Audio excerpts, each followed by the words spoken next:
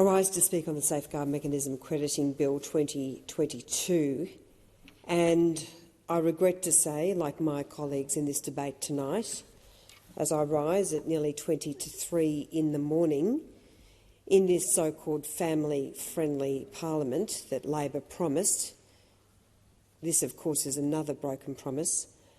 I rise to say that this is a bill, if passed, which will destroy our competitive advantage, will drive jobs offshore, will destroy investment confidence and will bring this country to its knees.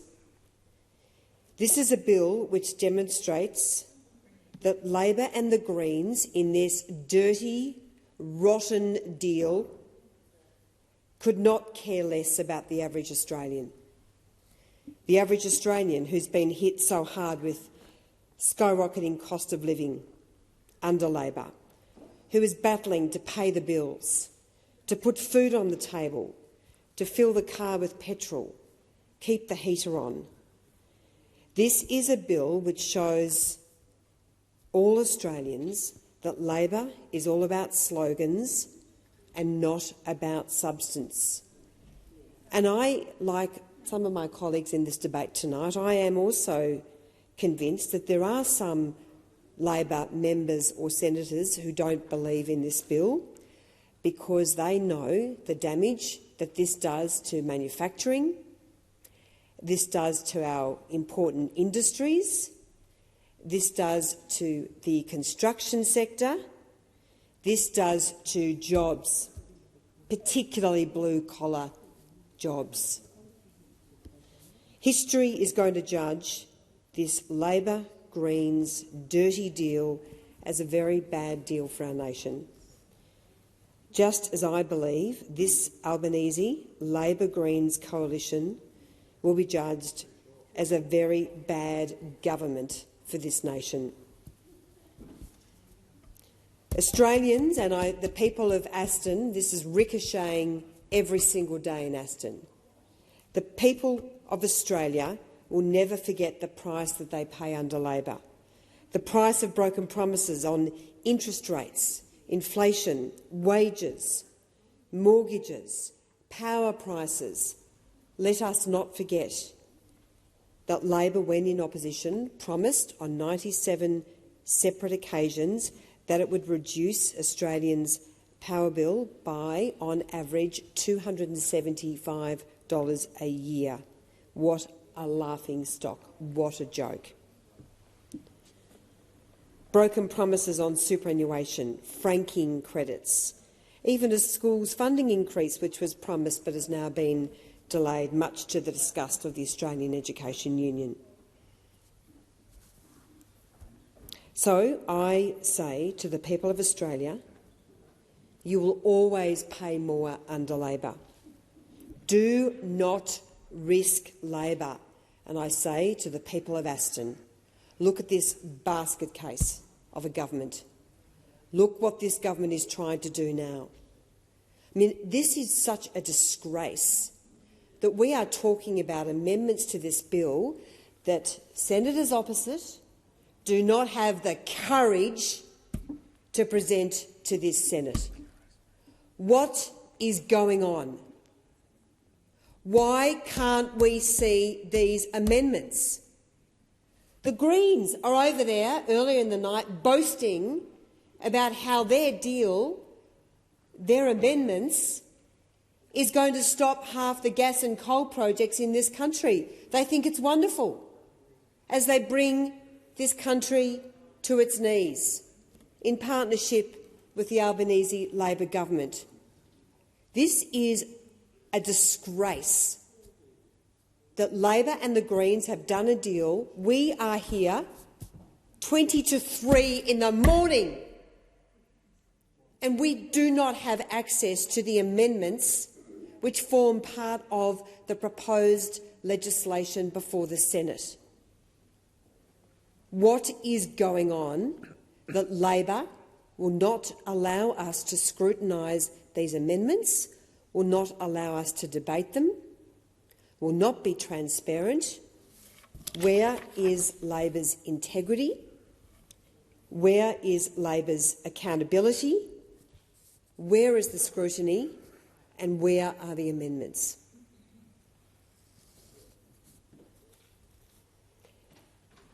In capitulating to the Greens' demands on the safeguard mechanism reforms, and we know that because they've been boasting about that here and in their press conferences, but Labor, senators opposite, haven't had the courage to hand over their amendments, which is extraordinary.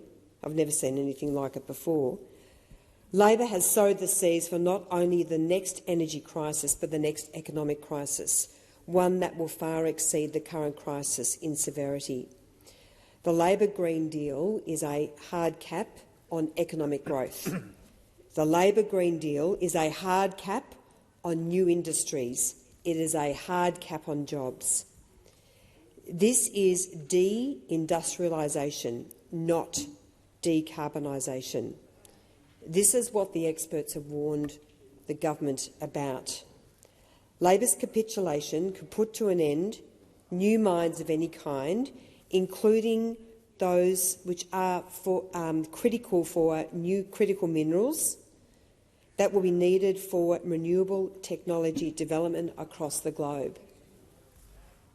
I mean, that is extraordinary. We are a resource-rich nation. Critical minerals are critical to our future. And the mining industry is now just existing in this country with its back to the wall, with a government that clearly has no interest in seeing a future of mining and resources in this country. This is going to do irreparable damage to the energy market and penalise consumers. And let's not make any mistake, Acting Deputy President, this is a jobs-destroying carbon tax. And as the Australian reports on the front page this morning online, this Labor government has been caught out deceiving and manipulating and not telling the truth about what this will do. Whitehaven, New Hope, Bowen Coking Coal and Peabody Australia have all condemned Labor's 11th hour safeguard mechanism dirty deal with the Greens. They are concerned it will make it harder and more expensive to reduce emissions. This is climate policy gone mad. Gas producers have warned the Prime Minister that this so-called climate policy, which forces 215 emitters to slash emissions by nearly 5%, 215 or 212, I can stand corrected on that, by nearly 5% each year until 2030, presents such a sovereign risk that this creates a real risk to Australia's energy security, including for vital international partners such as Japan. I just want to reference, as a senator for Victoria, let's have a look at what this safeguard mechanism will do in Victoria to some of the companies that are being targeted. The first one, and one that I spoke about this morning in my speech on the National Reconstruction Fund, another reckless Labor policy, is Viva Energy's Geelong refinery. They're one of the top emitters that are being targeted by this policy. Australian Gas Networks, AusNet, of course Virgin and Qantas, our two major airlines, Oceania Glass in Dandenong, Esso in the Gippsland Basin, Beach Energy in Lang Lang in southwest Victoria, Liberty One Steel at Laverton, Mobil Altona Refinery, the Opal Australia Paper Mill at Maryvale, Alcoa Aluminium in Portland, Qenos Altona Manufacturing, Melbourne Water, because of the emissions when it comes to treatment of sewage, TT Line, V-Line, CSL Australia, a global biotech powerhouse, BlueScope Steel Western Port. They're some of the companies on the hit list in Victoria which will be badly hurt by this obscene policy. And I just want to dwell on Viva Energy's Geelong refinery. This is a refinery that we backed to the hilt when we were in government, through measures such as our fuel security package, which ensured that Viva was prepared for any emergency, increased our onshore diesel stock holdings and locked in jobs of our fuel-dependent industries such as our truckies, our farmers, our miners and tradies. We invested also through ARENA some $22 million for the country's first hydrogen refuelling facility. We've backed Viva every step of the way, including many of the 700 workers, most of whom are covered by the Australian Workers' Union. And yet this is a refinery which is critical for Victoria and Australia's energy security. It supplies over 50% of Victoria's and 10% of Australia's fuel. It can process up to 120,000 barrels a day. It manufactures petrol, diesel, LPG, jet fuel, avgas, bitumen, specialty solvents and also low aromatic fuel to support the federal government's petrol sniffing prevention program. And yet it now wants to build a gas import terminal which is capable of importing half of all of Victoria's gas at a time when we know there is a gas crisis in this country. The Daniel Andrews state government in Victoria refuses to give Viva the consents it requires, and also the gas cap legislation passed by the Albanese government has created enormous uncertainty for Viva. So while we backed Viva every step of the way, on the watch of the Deputy Prime Minister, the missing in action member for Corio, this is a very large employer in his electorate. He has never once stood up and fought for Viva on these really important issues, on keeping energy prices low, on ensuring that they have industrial harmony and not the horrendous collective bargaining laws which are coming their way, and now, of course, in relation to this horrendous policy, we've not heard an absolute peep from the member for Corio. So, like Senator Reynolds, she gave a wonderful outline of our work on taking strong action on climate change. The safeguard mechanism under us was working well for years as a system to cap emissions while the economy grew.